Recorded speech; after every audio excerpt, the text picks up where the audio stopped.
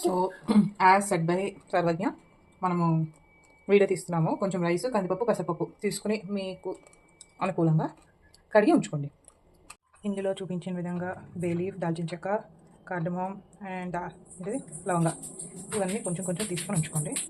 Next ముక్కుల్లో so cooker పెట్టుకున్నాక కొంచెం నెయ్యి వేసుకోవాలి, 1 టేబుల్ స్పూన్ నెయ్యి. ఈ నెయ్యి కరిగేలోపు మనం కొంచెం జీడిపప్పు అండ్ మసాలా దినుసులు ఇవి వేగేలోపు మనం వెజిటేబుల్స్ కట్ చేసుకుందాము. సో వెజిటేబుల్స్లోని onion, beans, carrot, potato cut చేసి పెట్టాను. ఇవన్నీ ఒకసారి వేసేసి వేచేసుకుందాం. ఇవి వేగుతూ ఉన్నప్పుడు వెజిటేబుల్స్ వేసుకుందాం. కట్ చేసుకుంది ఆనియన్ లాస్ట్. వెజిటేబుల్స్ అన్నీ కాస్త వేగినప్పుడు కొంచెం టమాటా కూడా వేస్తాము. ఇది కాస్త వేగిపోయాక మనం కడిగి పెట్టుకున్న అన్నాన్ని అలా వేసేస్తాము.